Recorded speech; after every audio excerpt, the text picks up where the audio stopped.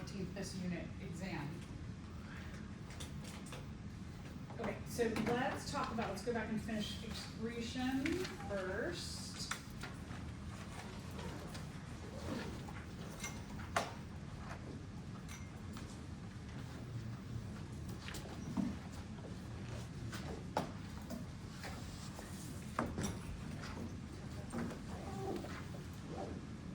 I believe here is where we left off.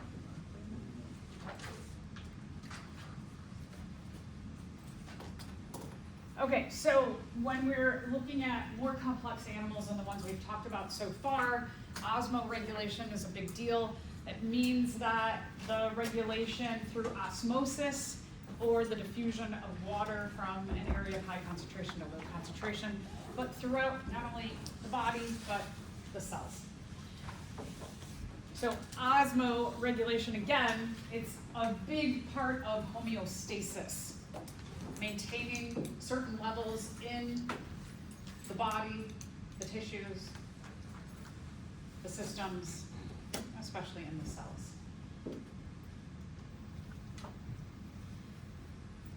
So the big thing that when we're looking at the organs that are our main source of osmoregulation, which are the kidneys, is that they're trying to maintain an osmotic balance. And here's like one of the things that we often forget about: the connection between our systems and the circulatory system.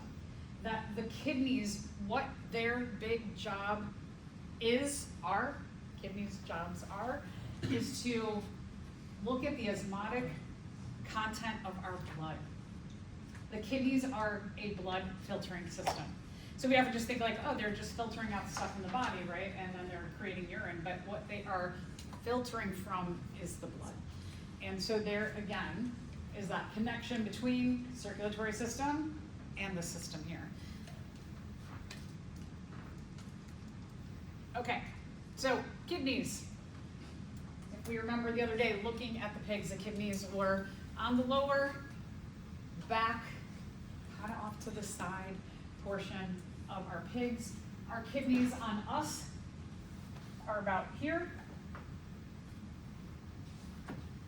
You have a kidney on each side, generally. You can see here in this illustration that this is a really nice illustration showing you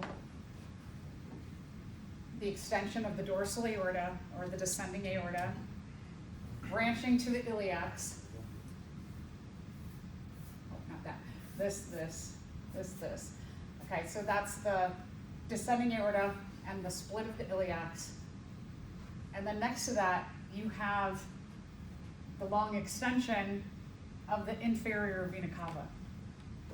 You can see that both of them, when we're talking about inferior vena cava, has a connection into each kidney, as well as, it's a little bit harder to see. You can see it right there, and then it sneaks behind the inferior vena cava, but extensions off of the dorsal aorta. All right, so what are we collecting? I know we've talked a lot about what is the point of excretion. So we're looking at water regulation. There's that osmoregulation, osmosis regulation. Osmosis refers to the diffusion of water from an area of high to low concentration. Any nutrients. There are two big things. The kidneys do a job of osmotic regulation and making sure that we don't release too much water into our urine. So they're constantly, the kidneys in their filtration process or osmoregulation, they're making sure that the body is well hydrated. And then it can adjust based on seeing if you're dehydrated. If you're dehydrated, you may notice that your urine becomes very, very dark when you're dehydrated. So I played basketball in college, and I have this really weird habit now because of my basketball coach in college. My basketball coach in college said, when you're done urinating, turn around and look at your urine and see what color it is. And we were all like, what? And she's like, you want your urine to be like very light yellow. If your urine is too dark, she'd be like, okay, then you know you need to pump up the water, that you're dehydrated. So still to this day, it's just like, oh, okay, am I hydrated or not hydrated? I look at that. So water back into the body is a very important part of what the kidneys do.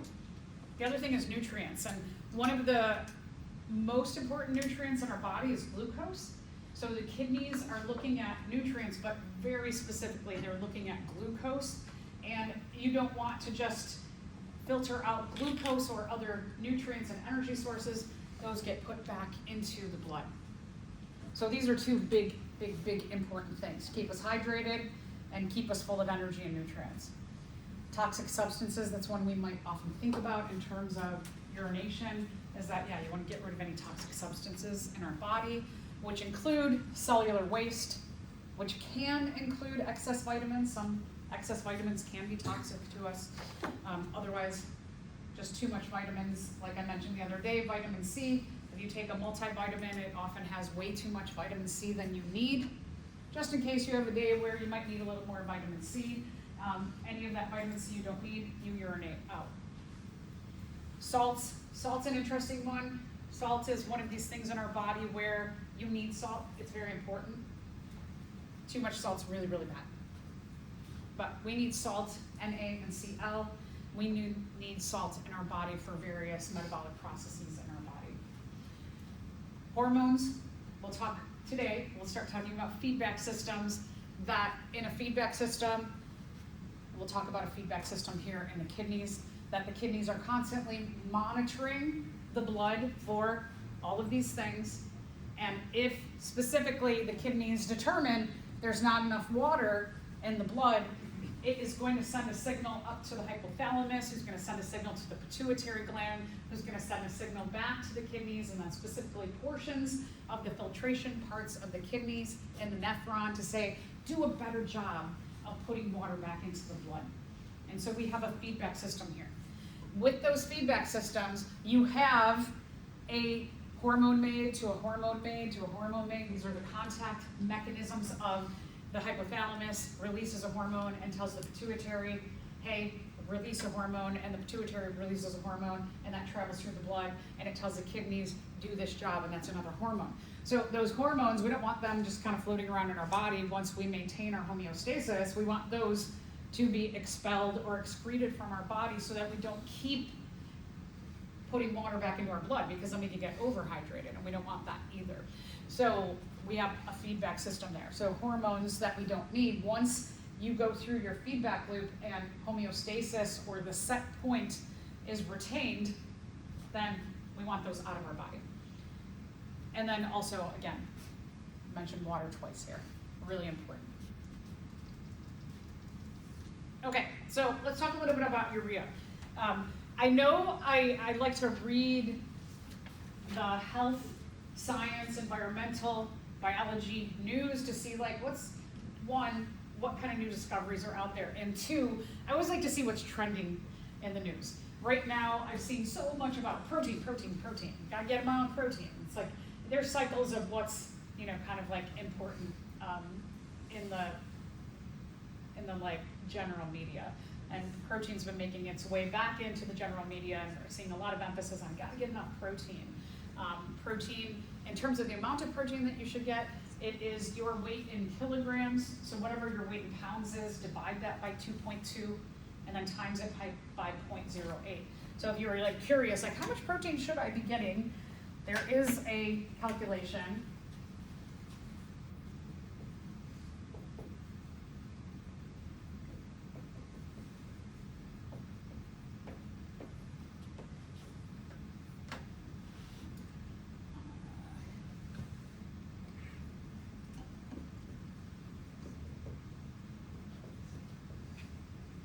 No, not divided by times, sorry.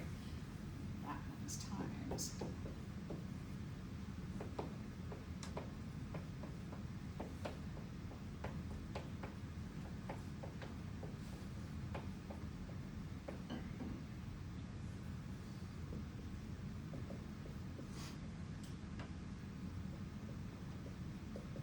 So if you want to know how many kilograms you are, take your weight in pounds, divide by 2.2. That'll give your weight in kilograms. Then you take your weight in kilograms and times it by 0.08. And that will tell you your amount of grams of protein that you need to get per day. If you lose weight, that number will go down. If you gain weight, that number will go up. So protein, one of the things about protein is that there's so much emphasis. Now I feel like it's emphasizing, the popular news is emphasizing this. This is the amount of protein you should be getting. Whereas probably about 15 years ago, there was a lot of emphasis on like ketogenic diets and like, you gotta get tons and tons and tons of protein, eat all protein. And that's not necessarily healthy, because what that does is it makes our kidneys and our liver and our gallbladder often overwork. I say the gallbladder because oftentimes, like when they talk about protein, a lot of protein sources have a lot of fat also. We're talking a lot about like meat sources that are often protein and fat heavy, and that can tax the liver and the gallbladder. The liver makes bile, which is a substance that breaks down lipids. The gallbladder concentrates that bile. So anyway, so just to mention that.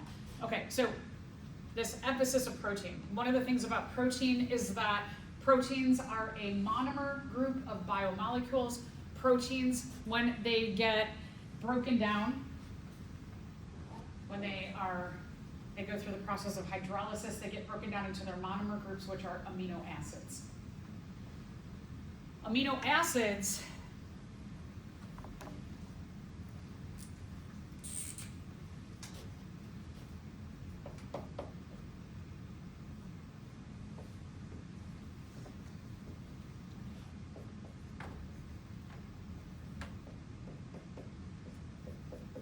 so this is like a basic amino acid here. Every amino acid has the same basic structure. Every amino acid has all of this in it. This group, which we call R, is the functional group. Depending on what this R group is, it will tell you the name or kind of amino acid that you have, but every amino acid has all of this. So right here, when an amino acid undergoes hydrolysis, what happens is all of these bonds break off. We start to do hydrolysis or start to break down the monomer into its functional groups. This functional group right here is called the amino group. It gives the amino acid its name, NH2. Now, one of the easiest things, when you have a bond broken, nitrogen needs 3 electrons in its outer shell, meaning that it has 3 covalent bonds that it likes to form to have stability. And so when it is, the hydrolysis happens here from the central carbon of this amino acid, nitrogen, what it will do is it will pop on a hydrogen. What's NH3? Anybody know? Ammonia. Ammonia is one of the most basic or toxic bases in the world that we get from breaking down our proteins. So we naturally produce that. So here's one thing about, like, you want to get the right amount of protein. You want to constantly be overtaxing your body with too much protein, because you're going to temporarily produce too much ammonia in your body. Now, the ammonia, it's water soluble. So when hydrolysis happens of the amino acid and ammonia is made, because it is water soluble, it diffuses into the blood from our digestive system to circulatory system, and then it will diffuse from the circulatory system into the liver. And the liver will take this very toxic substance and it will change it into something else. So one of the many things that the liver does. The liver in digestion is going to make bile. That'll be concentrated in the gallbladder, and then from the gallbladder and the common bile duct will be put into the small intestine to help break down fats in our small intestine. And the liver also detoxifies ammonia from the breakdown of our proteins. Okay, so there again, we've got our NH2 group, our amino group. We pop on another hydrogen, as I said, and you form ammonia, a very high number base, one of the most toxic substances in the world. It's amazing our bodies, right, can deal with toxic substances like really high acids, like hydrochloric acid that we produce in our stomach, one of the lowest number in terms of bases, or the strongest, acids, one of the strongest acids in the world we naturally produce. And then we also can deal with ammonia from the breakdown. But again, you don't want too much protein because that'll tax your body temporarily. You don't want to overtax your liver. Okay, so again, NH3 is super duper toxic, water soluble, so that it will, from our digestive system into our circulatory system, it moves really easily. It can be absorbed with water. And then the liver will take that very toxic ammonia and it'll break it down into something far, far, far less toxic, which is urea. This is where the name urine comes from our eating of proteins. That's why we call it urine, because urea is constantly in our body, we hope, because you're getting enough protein. Urea is far less toxic and it is also water soluble. So when the liver converts this toxic ammonia into urea, the urea is also going to diffuse into the blood, and then the blood is going to carry it to the kidneys, and the kidney is going to filter the urea out. Interesting, right? All these little systems that keep us healthy. Okay, so again, eat some protein. Protein goes from its protein goes from its polymer group, the proteins. They get chopped down through hydrolysis into their amino acid subunits or monomers. When the amino acids get chopped apart through hydrolysis, ammonia forms. Ammonia will diffuse into the blood, be carried to the liver. The liver is going to take the ammonia and it's going to make urea. Urea is also water soluble, carried into the blood, filtered out the kidneys, and then urea is released in our urine. All right, so let's go through the pathway of the kidney to out of our body. The kidneys who produce the urine, again, said they are in the lower, they have it actually, this illustration shows them way too high. They are much lower. They are probably right here. So kidneys are going to filter the blood. They are going to produce urine. Each kidney has a tube that leads to the urinary bladder. So notice these yellow tubes here. These are called the ureters or ureters. So however you want to, call them, ureter, ureter. We have one for each kidney that leads to the urinary bladder. Again, look at our urinary bladder. It looks a lot different than the pig's urinary bladder. The pig's urinary bladder is like a long sac. Ours is more of a circular bladder. I guess they're both bladders, but ours is more round. The pig's is more long. And then the urine goes out the urethra.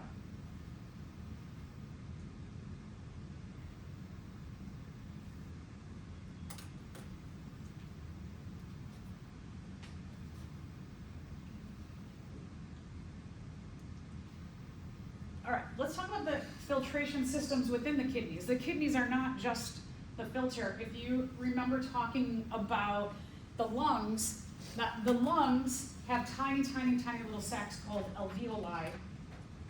And the alveoli are doing the action of the diffusion of oxygen into the blood and carbon dioxide out of the blood.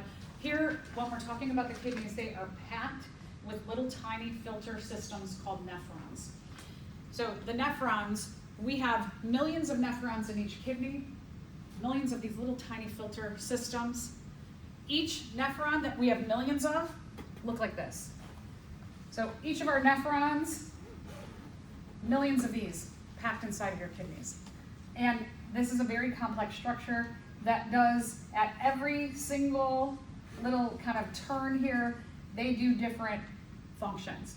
So Bowman's capsule, also, which is around the glomerulus, glomerulus is inside Bowman's capsule, and then you have the loop of Henle, and you have the collecting duct, and we'll talk about the proximal tubule and the distal tubule also. So we have all these little portions that do different things. So each nephron is a filtration system. So it should give you an idea that the kidneys that are packed with millions of little miniature filtration systems, that is super duper important to filter our blood. Super duper important to maintain osmoregulation, make sure we are hydrated through these systems as well. Okay, so here's one nephron. first thing I want you to notice, look at the connection with the circulatory system. That the circulatory system wraps constantly around the yellow nephron, and then inside of Bowman's capsule here, you have what's called the glomerulus, and it is packed with capillaries or blood vessels. All right, so you do not have to memorize this, but if you get this on your exam, you need to recognize, like let's say that I just put 1, 2, 3, 4, you need to kind of just remember what's happening here, what's happening here, what's happening here. So you need to recognize what's happening at each step.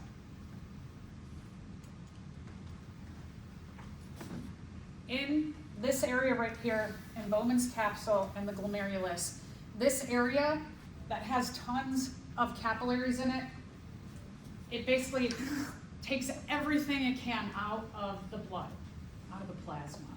It's going to take nutrients, energy sources, salts, water, hormones, drugs. It's going to pull everything out. Now, this is kind of not the best system because what it's pulling out is all the bad stuff, but also good stuff too. And so everything gets pulled out of the blood. Tubular reabsorption.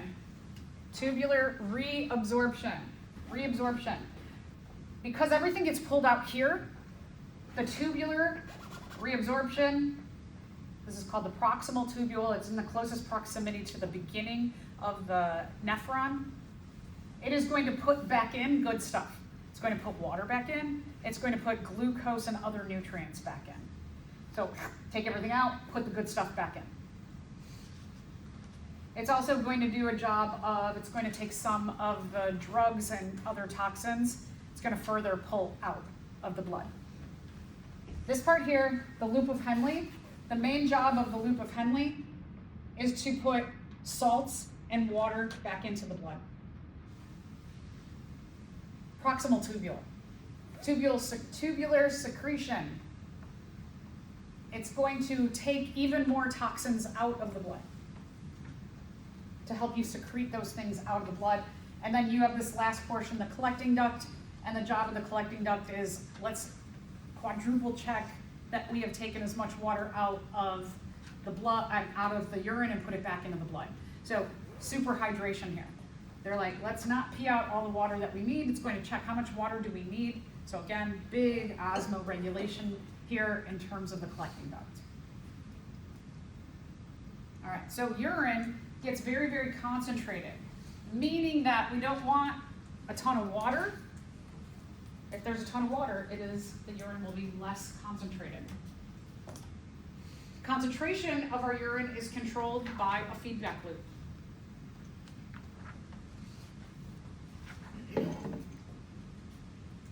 So we're going to take a look at manufactured urine today. So when we do urinalysis today, it is all fake. It is lab created. They took a bunch of like nutrients and things like that, and they put them together into making the urine that you have today. So, you know, the lab manager didn't call us and say, hey, I need a urine sample from you all today. It's not real urine. It is sterile and it is fake. The loop of Henle. So this loop right here, that is going to do the job of putting salts back into our blood and water back into our blood. Depending on the environment that an animal lives in, the loop of Henle will be short if water is easily obtainable. If you are a desert animal where water is not easy to obtain, your loop of Henle is going to be very long because it's going to give you more opportunities for water to go back into the body, keep you hydrated in a very, very dry environment.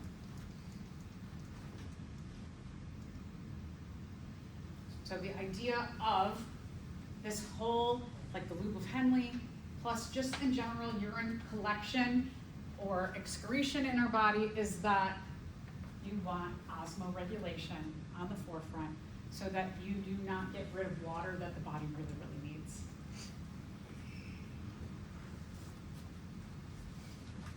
Here you can see this person. Do you think this person is a bit dehydrated maybe? Yeah.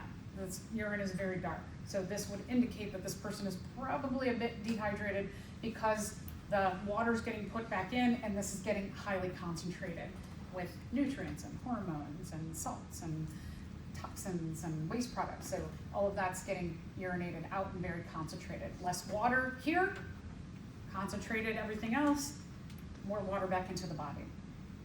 All right, so this, I would star this. Make sure you understand this. Again, you don't have to memorize it, but I'm going to walk through this, pointing out what happens at each step of the nephron. That, let's say that this were on your exam, I might ask you questions given this. So all you have to do is look at it and go, I can find the answer on this illustration. So here in Bowman's capsule, we don't have much information, right? So let's move on to the proximal tubule, number 2. Here at number 2, what you are seeing is that nutrients and sodium, sodium, are going back into the blood. So when it's pointing away from the nephron, it means that's going back into the blood. So proximal tubule, nutrients are going back into the blood. Water's going back into the blood. Other nutrients are going back into the blood. This green, right, we've got potassium, chloride ion, calcium, we've got those all going back into the blood. Going back into the urine, here's a check of the blood that says let's pull more drugs out of the blood. So all of this good stuff is going back into the blood. This is coming into the urine. Number 3, the descending part of the loop of Henle. What's going back into the blood? Water, water, water, right? Water, water. It's going into the blood. It's coming out of the urine, going into the blood. The ascending part of the loop of Henle. What do we have a lot of going back into the blood? What's NaCl? Yeah, salt. So out of the urine, salt's coming back in. Unless you have too much salt, then it'll stay. Number 6, the distal tubule. Let's take a look at what's happening here. We got a lot of arrows going on, right? So let's look at what's going back into the blood. We have salt, again, salt, salt, salt, salt again, calcium.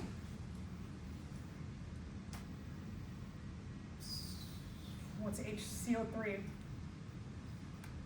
Bicarbonate. Bicarbonate, thank you. I was like, oh my gosh, thank you. Bicarbonate going back into the blood, water going back into the blood. So into the blood, all those things are important to go back into the blood. Coming out of the blood again, we have another check, drugs, hydrogen ions,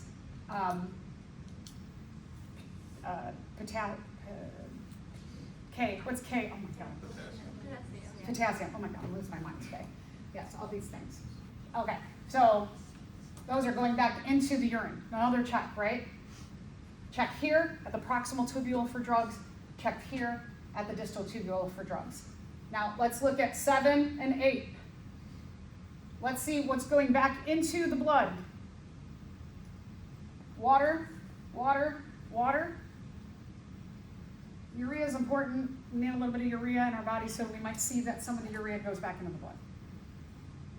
Some. Everything else out into the urine. Okay? So just again, I might ask you questions. I might say, like a question might say, at which 2 places are drugs taken out of the blood and put into the urine? So what 2 numbers would tell me that drugs are taken out of the blood and go into the urine? What 2 numbers? 2 and 6, good. So 2 and 6, right? So that could be a question. I could ask at what two places heavily concentrate on taking water out of the urine and into the blood? 3. Okay, so good. 3 and 7 or 8, right? Okay, so I might say 3 and 7 or 8. Those are like the big ones. Water, of course, we can see at every step water's going back in. So again, just ask you questions based on, you look at it, the answers are right in front of you. when a person takes a drug, the drug will eventually be eliminated from the body. One of the primary mechanisms for this removal is tubular secretion, right beside the proximal tubule and the distal tubule. That's tubular secretion. Which of the following would produce the greatest reduction in the ability of the kidneys to remove the drugs? A reduction in the salt gradient within the renal medulla. Have we talked about the renal medulla at all? We don't get into that in this class. So, damage to Bowman's capsule. Does Bowman's capsule take drugs out and put it into the urine? No, we didn't talk about that, right? Damage to the wall of the urinary bladder. Damage to the distal tubule of the nephron. Yeah, okay, good. So proximal tubule and distal tubule of the nephron, those are tubular secretion. Okay, so maybe if you have noticed, like let's say that you have an energy drink, green tea, coffee, maybe you take one of these water pills here, you might have noticed that you start to urinate probably a lot more than the liquid that you're taking in. Like you're like, man, I had an 8-ounce cup of coffee, but I feel like I've peed way more than that 8 ounces. What these substances are they are diuretics. They basically kind of like trick your body into getting rid of more water than you actually need. So you have to be careful about caffeinated products. Caffeine is something that can kind of trick our homeostasis or osmoregulation. So when you are drinking, let's say you have an 8-ounce cup of coffee, you want to make sure that with that 8-ounce cup of coffee that you have maybe like 16 ounces of water also. So how does this happen? How does the kind of regulation, the osmoregulation happen of what we call ADH? ADH is the hormone that is released to get our nephrons to absorb more water back into the blood. ADH stands for anti-diuretic hormone. You can think about it as like anti-urine flow. Less water out your body, more water back into the body. That's what ADH does. Okay, so ADH, it is going to tell specifically the distal tubule and the collecting duct, those last two areas of the nephron. They're going to say, I want you to double, triple check that we have enough water in the blood. Make sure that we are hydrated enough.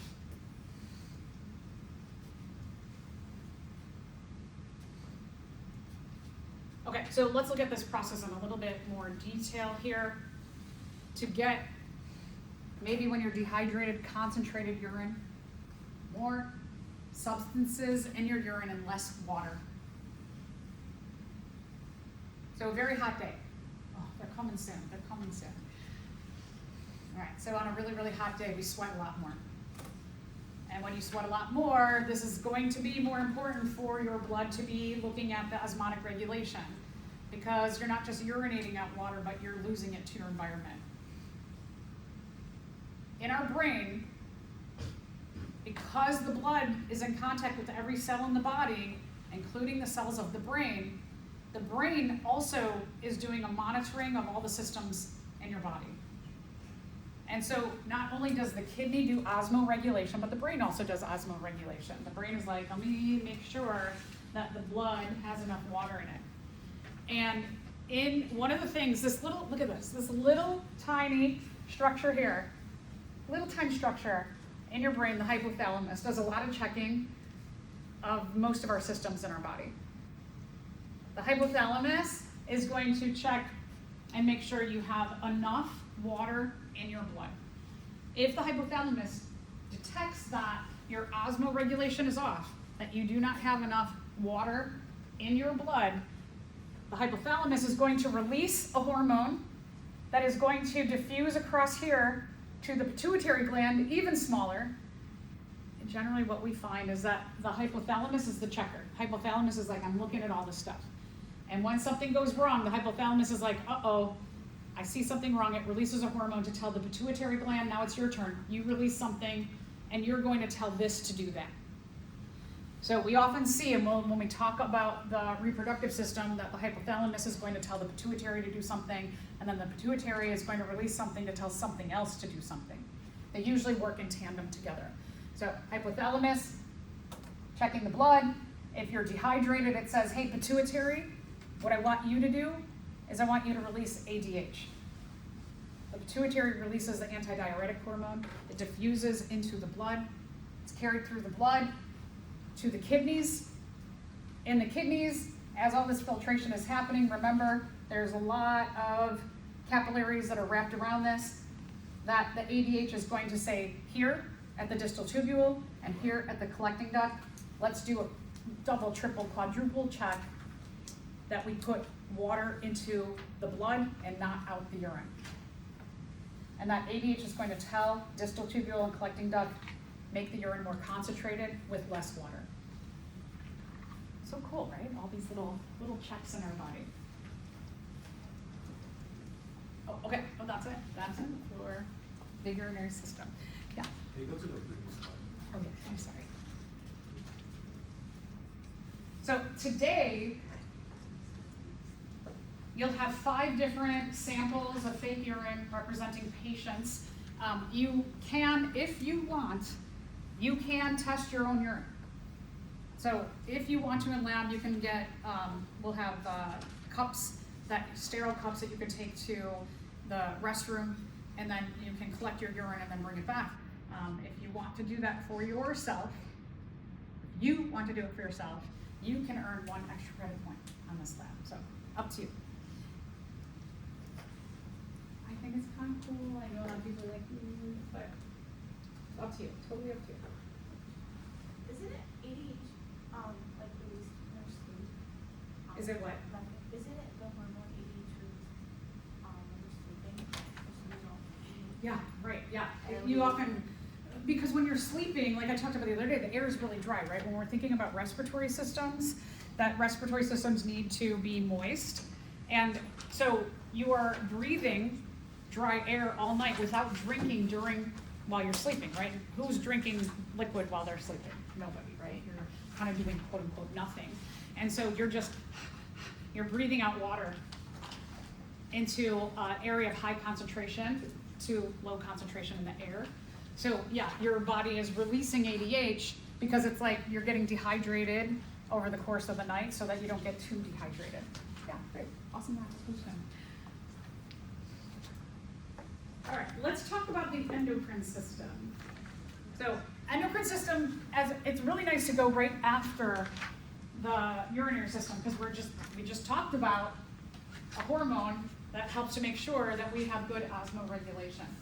So when we're talking about the endocrine system, we're talking about all these different chemicals. We often call them hormones, but they're not always called hormones. But chemicals that tell different structures in our body, uh-oh, you need to do this. All right, so the endocrine system, endo means into or inside. This is an internal system. So when we're talking internal, we're talking hormones. We often call them local hormones because when I just gave you the example of the hypothalamus is going to tell the pituitary to do something, they're local or near each other. This one tells that one do something.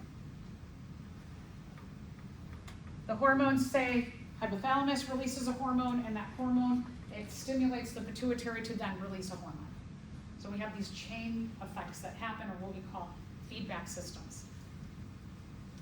And again, endo means into or within, so this is all happening in our body. We have what's called the exocrine system, and the exocrine system are, the end product gets released from our body. So like sweat, for example, or urine is part of our exocrine system because the product gets released outside of our body.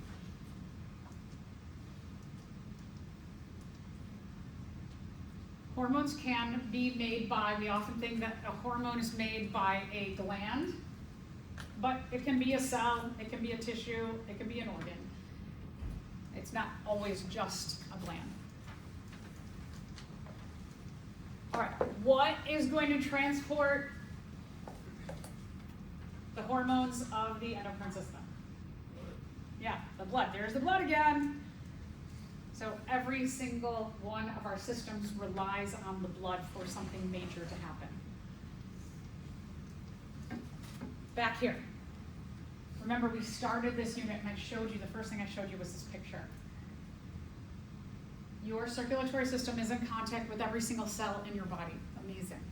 The branching for a high amount of surface area so that every cell in your body kind of knows what to do from what the blood is telling it. What's in the blood will tell your cells what to do.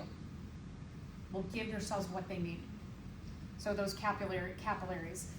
All right, so a lot of times what happens with our circulatory system is that our circulatory system is not right up against our cells, not always.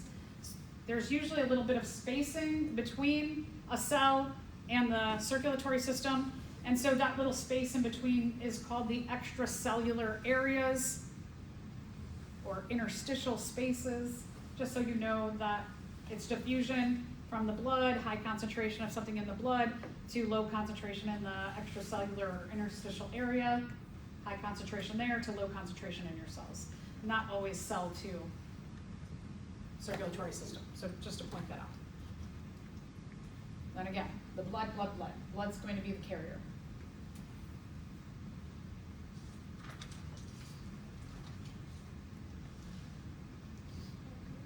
Oh, yeah, sorry. What we are talking about in terms of these messages or hormones, they're all chemicals. And what I mean by chemicals is that they're made up of atoms.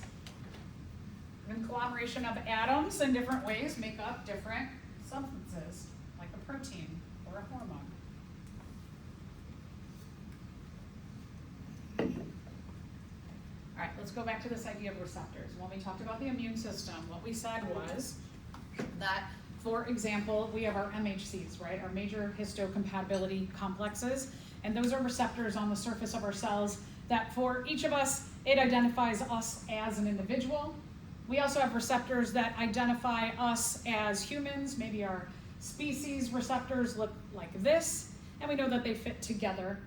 We are going to see that this is the way that cells contact each other, or the hormones contact different cells, tissues, organs. So these chemical messages have receptors on their surface, and if the receptors match, then it is going to say, yeah, okay, we match together. It's going to stimulate the next thing in the feedback loop to do something. Like let's say that the hypothalamus releases a circular kind of hormone, and the pituitary, for this particular hormone, the pituitary has a receptor, and they fit in together, and when they fit together, the pituitary is like, oh, this hormone fits into this receptor, and this receptor is going to stimulate ADH to be released by me. The pituitary gland is going to have all kinds of different receptors. It's going to have different receptors for different hormones. Each different receptor will stimulate the pituitary to do a totally different thing. So here, for example, again, could be a cell, could be a tissue, could be a gland that we're talking about when we're talking about the endocrine system.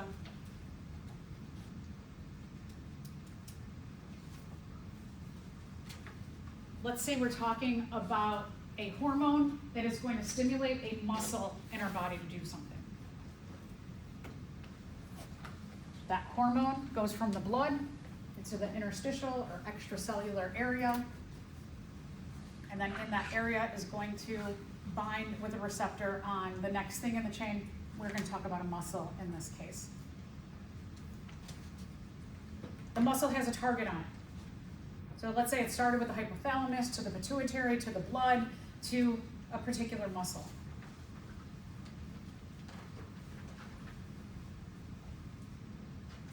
So let's look at the difference here. We'll get to neurons. Neurons have really wild shape of a cell. A lot of times we think of a cell, right, as a circular thing. Not necessarily. If you remember when we talked about the circulatory system, our heart muscle cells are shaped like letter H's, where they've got like an input here, and then they have also an input to two new cells on the bottom. So they're in contact, a lot of surface area that those cells are connected so that messages can flush across and down our heart. So let's say this muscle here, it has receptors on it that are round, that are going to receive this chemical message, this particular hormone. Now, let's take a look at our neuron. Let's say that our neuron, it has only square-shaped receptors. Does that circle, will that stimulate this square-shaped receptor to make the neuron do something? Do they fit together? No, right? These two don't fit together. So while these hormones may be released at different places around our body, they're not going to stimulate cells that do not have this receptor that binds specifically in shape with this particular hormone shape. So there's different muscles in our body. We have tons and tons of different kinds of muscles. So let's take a look at this here. Now, your bicep muscle, right? We've got muscles in our arms. We've got muscles all over our body. We have muscles that line our digestive system, our respiratory system. They are in our skin. We have muscles all over our body. So one of the things about exercise is that we know that exercise is good for our muscles, right? Exercise builds muscle. When we are talking about exercise building muscle, we are not just talking about the muscles that make us muscular. We are also talking about that when we get exercise, we are actually exercising our heart muscle. We are exercising the muscles that are in our circulatory system. Remember that arteries have a thick wall of muscle. Veins have a thinner wall of muscle. Our digestive system, every structure, in order for our digestive system to do peristalsis, all of our digestive system structures are lined with muscle. So our esophagus is lined with muscle. Our stomach is lined with muscle. Our intestines are lined with muscle to keep pushing stuff. So when we are talking about getting exercise for your muscles, it's not just to look like I got guns. It is to keep all of the muscles and all of the systems healthy too. So anyway, let's go back to this. We have some kind of hormone that the blood is carrying. That hormone, does it stimulate our bicep muscles to do something? Do these work together? Just like what you saw with the neuron. No, they don't fit together. So that hormone is not going to stimulate your biceps to contract. But let's look at the female reproductive system. The uterus is made up of a lot of muscle. So at a certain feedback loop or chain of events in a female's cycle, monthly cycle, the menstrual cycle, hormones are going to be released by the hypothalamus, the pituitary, into the blood that are going to contact the uterus, and at a certain point, when there is a buildup of endometrium or the lining of the uterus that has a lot of glands, and especially a lot of blood in it, if a pregnancy does not happen, there is a series of hormones that are going to say at a certain point in the menstrual cycle, hey, uterus, there's no pregnancy here. So what I want your muscles to do is I want them to contract, and I want you to push out the endometrium. The endometrium, the whole point of it is to build up a nice, safe, warm, nutrient, blood-filled house for a developing pregnancy. If you don't have a pregnancy, it gets pushed out. That results in cramping. That the uterus cramps, and many females feel like pain, right? Just like contraction here, you work on your muscles and they contract, you can get a little pain in the building up of that muscle, just like when the uterus contracts, there can be pain in that contraction too. So that's what we call cramping.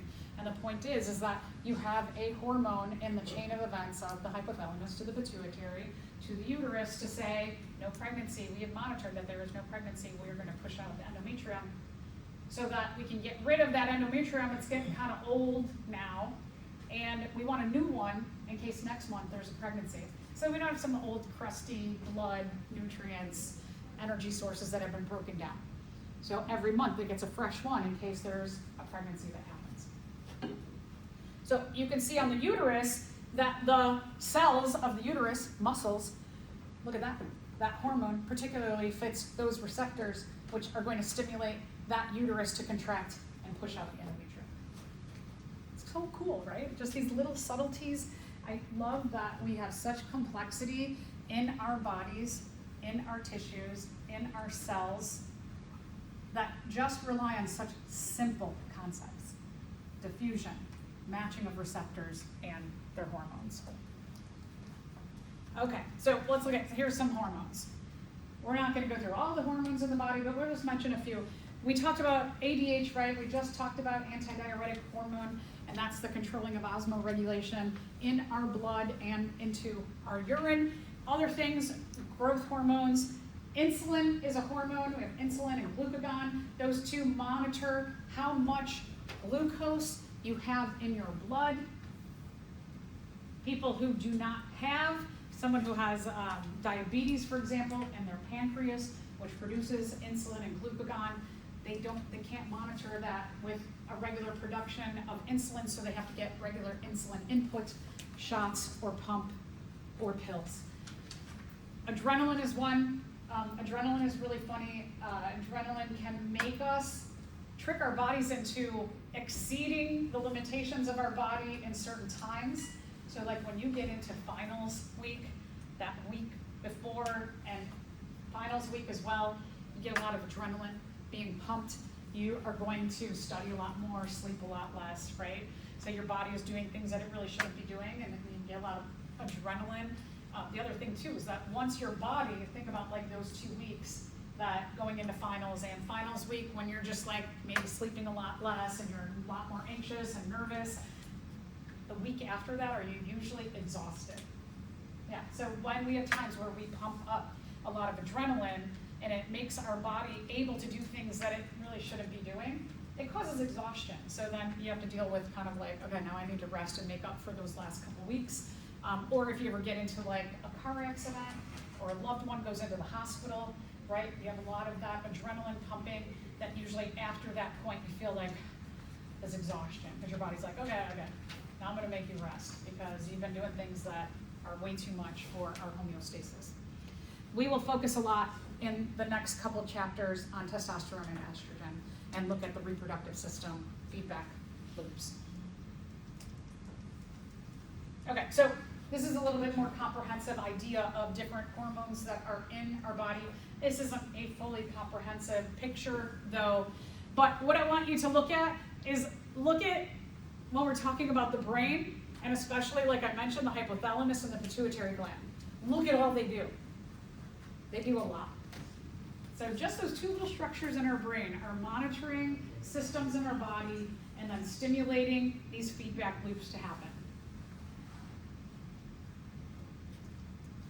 All right, as I keep mentioning, hormones are regulated by what we call feedback mechanisms. When you get feedback, it tells you, right, like if I'm going to give you feedback, and I've been trying to give you feedback on your labs, and I'm going to give you some feedback on your labs. I'm not quite finished with 24, I'm almost done.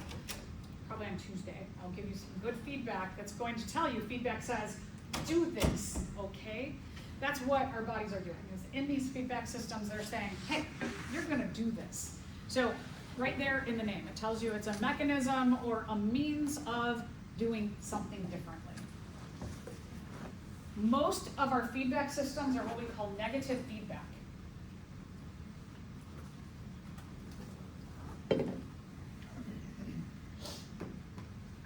Our feedback systems say, okay, for example, when the hypothalamus is monitoring the osmotic concentration of the blood, and it notices that the osmotic concentration is low, meaning that we're a little bit dehydrated in our blood, the hypothalamus is stimulated to release a hormone to the pituitary, and it stimulates the pituitary to release ADH, which goes through the blood, and it tells the distal tubule and the collecting duct of the nephrons and the kidneys, let's absorb more water from the urine back into the blood.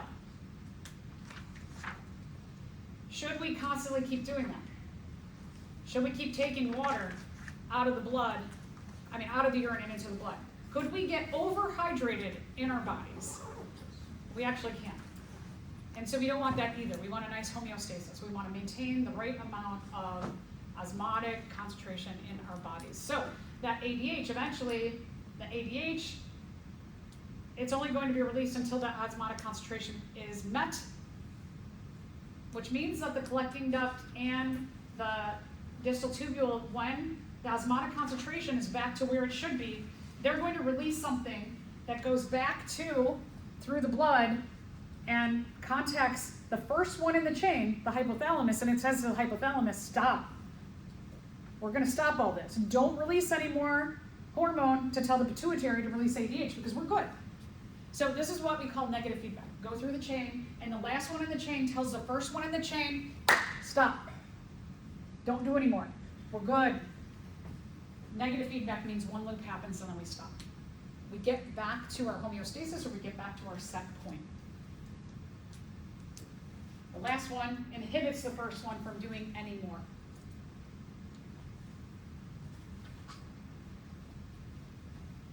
Here's the idea. The word stop, inhibit, are those positive words or negative words? Negative words, right? Someone tells you to stop doing something, you generally like, oh, okay, stop doing that thing, right? It's kind of negative association. Get back to the set point.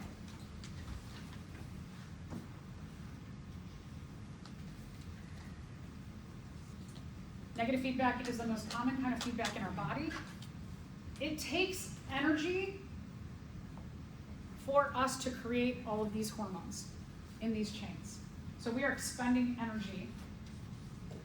And we don't want them to keep going and going and going because they'll just keep expending energy and energy and energy, and that's going to take away from our ability to survive. So this negative feedback, it is the most common kind of feedback in our body because we don't want to keep wasting energy. We want to get back to where we need to get back to and then focus again back on survival. And oftentimes these set points are part of our survival. So one loop and then stop. We're good. We're back to the beginning. We don't waste energy on making hormones over and over and over and over again.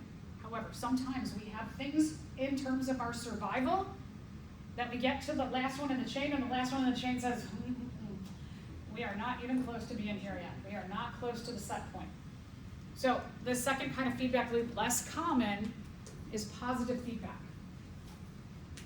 The loops go, and again, and again, and again, and it depends on how many times until that set point is maintained or retained. So the hormones get secreted and secreted and secreted. And the last one in the chain tells the first one more. We're not here yet. Not common. One example of doing this is childbirth. Labor takes generally 24 to 48 hours. During that time, what is happening is that those feedback loops are going and going and going. And it is called labor because it is hard work. And the hard work really goes down to that chemical level. The hard work of making all those hormones and making all those hormones. And so when a female gives birth, she is exhausted because she has just expended so much energy making all of these hormones, doing all of these jobs. The set point that is to be achieved is getting that baby out and getting back to having an empty uterus. It's been 10 months of that uterus growing, of hormones being produced to make sure that that fetus is where it is. It's supposed to be healthy, right? So labor is like the culmination of 10 months of looping, looping, looping, looping, looping. It's very hard for females after they have a baby to get back to normal. We often forget this in our society, that it's not just labor that is exhausting, but it has been 10 months of exhaustion. You have a parasite who is taking all of this energy, nutrients, water from you to grow itself inside of you. And then you just gotta like, oh, okay, you're done with labor, get back to normal. It can take months for a woman to recover, and rightfully so. Okay, so feedback loop goes over and over and over and over and over and over again until something is achieved.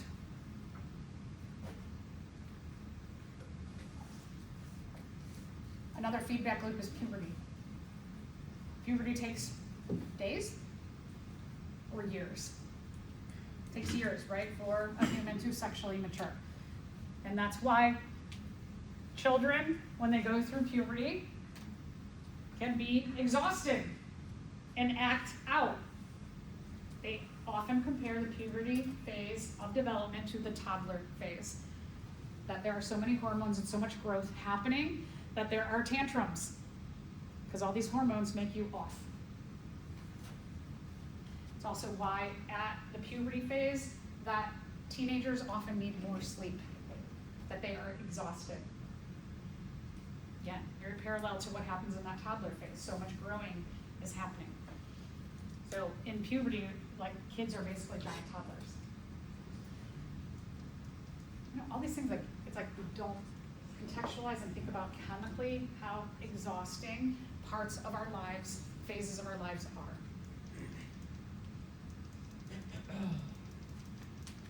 Okay. Oof. Our society produces a lot of what are called endocrine disruptors. Oftentimes we focus on the sex hormones, but it can be disruption of any chemical processes in our body. Our body's regulated by all kinds of chemicals. One of the ways that we see it manifest probably most obviously is in people having trouble with conception. Is that there are endocrine disruptors that can cause low sperm count in men, or I should say in males, or eggs not being released in females. What is an endocrine disruptor? Okay, so this is the hormone that is going to stimulate this receptor to tell this cell to do this one thing. So this is the natural processes. This will, when this comes into here, you can see they fit perfectly together like two pieces of a puzzle. The receptor matches the hormone. It will make a response happen here. An endocrine disruptor, different, right? Different things. But they have a plug that fits a certain receptor. So one of two things can happen here. The endocrine disruptor can cause this cell, tissue, gland, to do something it shouldn't do, or it can block this up and cause no response to happen. So it could cause a response to happen or no response to happen. Cause something that shouldn't happen, something that shouldn't happen to happen. All right, what are endocrine disruptors? These are all different kinds of endocrine disruptors that we are bombarded with every day in our lives.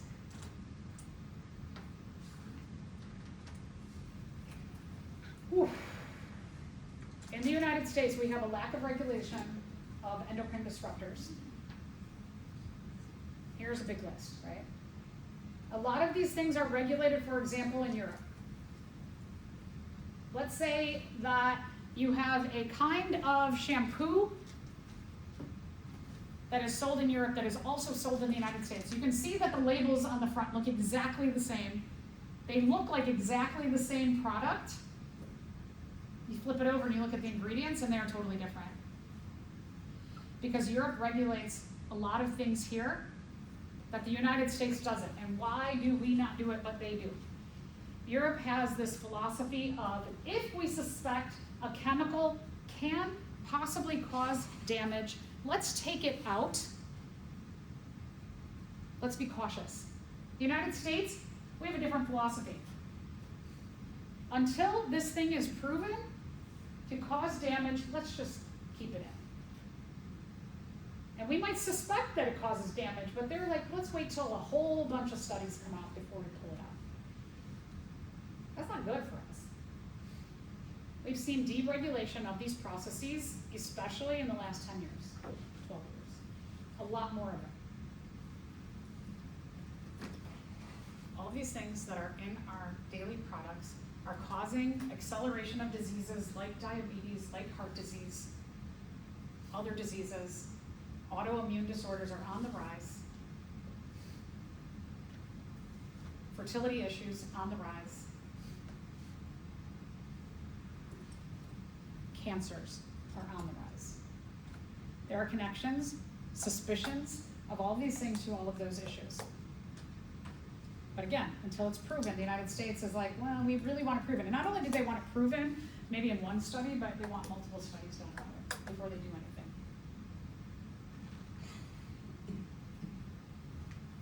Okay, so one of the things, receipts.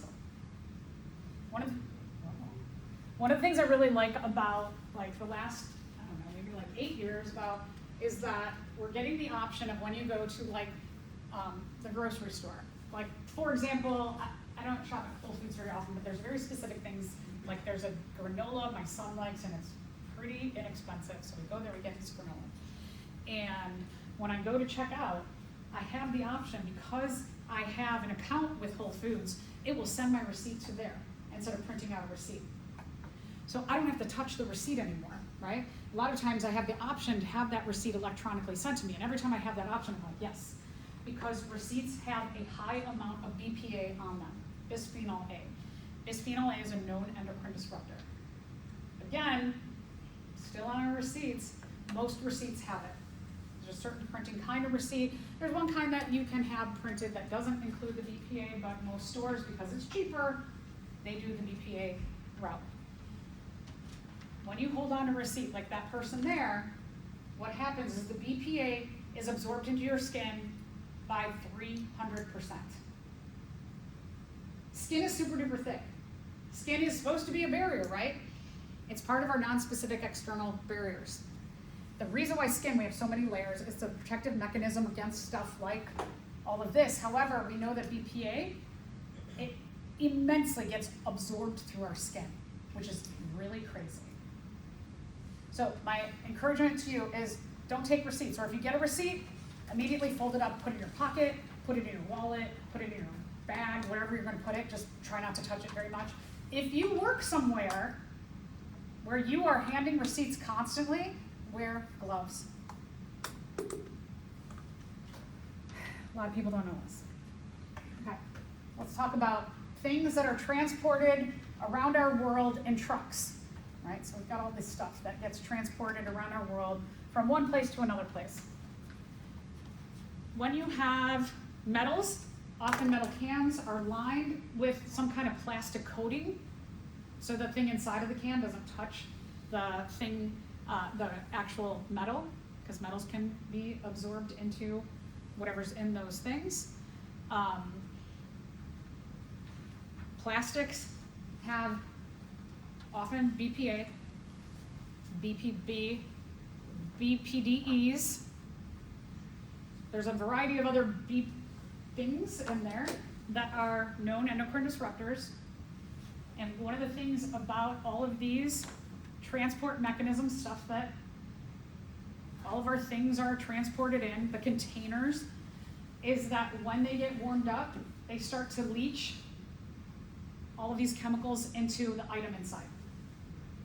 So we're talking about any kind of drink that's in a can or a bottle, any kind of body product, any kind of food product. So they are bombarding us everywhere. You can look at the labels, and sometimes the labels will say BPA free. And those are better choices for us, but they're also like, now BPA is not regulated. It's regulated in baby products. Baby products cannot have that kind of chemical in their plastics. However, it's not regulated in every kind of product that we have. Even if it says BPA free, it probably has 10 other chemicals that are being absorbed that are not regulated yet. Okay. So again, just every point in our lives. Here's a real tough one, because I know a lot of you are going into the medical world. Medical equipment, a lot of it's made up of plastics, right? A lot of single-use things, because you want to maintain sterility so that diseases aren't transmitted. And so a lot of those things are plastic. So here's the thing that I encourage any of you to do, going into medical or not, going into environmental, is try and figure out a way to make single-use things, to make containers that don't contain these chemicals. We're often hearing them as called forever chemicals, because these plastics can get broken down into their smallest bits and pieces, and those smallest bits and pieces do not get broken down like this into individual atoms anymore. They stay as groups that are endocrine disruptors, carcinogens, other toxic chemicals, that they will stay forever. They don't get broken down. So there's ways to make containers out of things like corn. We're seeing plastics made out of corn, out of grasses. There's other things that are healthier for us that these containers can be made of. Have you ever seen like straws, right? Straws are being made out of paper or corn, sugar cane. There's a lot of different ways you can make it. So if you want to, if you were like, I really want to go to medical, or if you were thinking about research, or you're just thinking about environmental, or you're thinking about just like maybe chemistry, there's a lot of things that you can do to make a lot of money. We need to create these healthier options in our world so that all of these processes are healthier for us. Okay, so again, just more things, right? 10 canned foods to avoid to reduce your BPA exposure, because there's a lining inside that have them. You will see some of them say BPA free. Here's kind of a general rule in terms of plastics, that in your world, if your bottle has a 3, a 6, or a 7, it is much unhealthier for you than a container that's a 1, a 2, a 4, or a 5. These leach less, these leach more. Styrofoam. Oh, I love getting food made for me. I don't like cooking. I love getting takeout. Takeout has a lot of containers that are going to take your hot food. They're going to put your hot food, right? Cook your hot food, put it into a container, and then all the way home that you're driving or that Uber Eats person is delivering, that stuff is leaching. Even if you're talking about like pizza boxes. Pizza boxes have a coating. It's not just cardboard. They have a coating. It's like everywhere. It's everywhere. Food that's wrapped in papers, they often have a coating. Okay, so we'll get to biomagnification in a little bit more detail when we get into our environmental unit. These chemicals go through a process, an environmental process called biomagnification. Bio means living things. Magnification means that these chemicals get magnified through the feeding system of living things. So for example, let's just take a look at like this system here out in the ocean. We talked a little bit about zoo and phytoplankton. These are little tiny creatures that are the phytoplankton. They are photosynthesizers, the base of a food system in the ocean. Zooplankton are going to eat the phytoplankton. The zooplankton and the phytoplankton get eaten by what we would call a primary or secondary consumer, who gets eaten by a secondary or tertiary consumer, who gets eaten by an apex predator or consumer. Okay, so all the chemicals, so chemicals in our air get absorbed into the phytoplankton, which get absorbed into the zooplankton, which get absorbed. What you should see is the amount of chemicals as you go higher in this food system or trophic levels, the feeding levels, is they are more concentrated the higher you go. That's what we call magnification of these chemicals. Because they're eating a lot of them, right? So if they're eating a lot of them, they're getting all the chemicals of every single one of the things that they eat. And what happens with these chemicals is they get absorbed into our fat. Our bodies don't just excrete them. So they accumulate in our bodies. So that's what we call it biomagnification. They magnify the higher up you go in the trophic levels. And accumulation, because they accumulate into our fat. And that accumulation of these chemicals in our body can disrupt all kinds of chemical systems in our body. Now us. Okay, so this is a system here. Let's talk about like plants. If you are someone who eats a heavy plant-based diet, you are vegan, you are vegetarian, maybe you're like a pescatarian where you eat mostly plant-based matter, maybe you eat some fish, or let's say that you're eating high amounts of meat. You're eating high amounts of meat, that means that you're absorbing a lot of this, right? Which means that you're getting a high concentration of all of their chemicals. If you're eating a plant-based diet, you're getting, if this is the plant matter that you're eating, you're going to absorb a lot less chemicals in your body. You're going to accumulate less chemicals. If you're eating a heavy meat-based diet or an omnivore diet, which is like a combination of a lot of this, you're going to get all these chemicals absorbed into your body. Whereas somebody who is down here eating more plant-based stuff, they're getting a lot less. There's so many reasons that we should be eating a lot more plant matter than meat matter. So many reasons. So humans, if you are someone who's an omnivore or a heavy carnivore, you're gonna have a lot more chemicals in your body.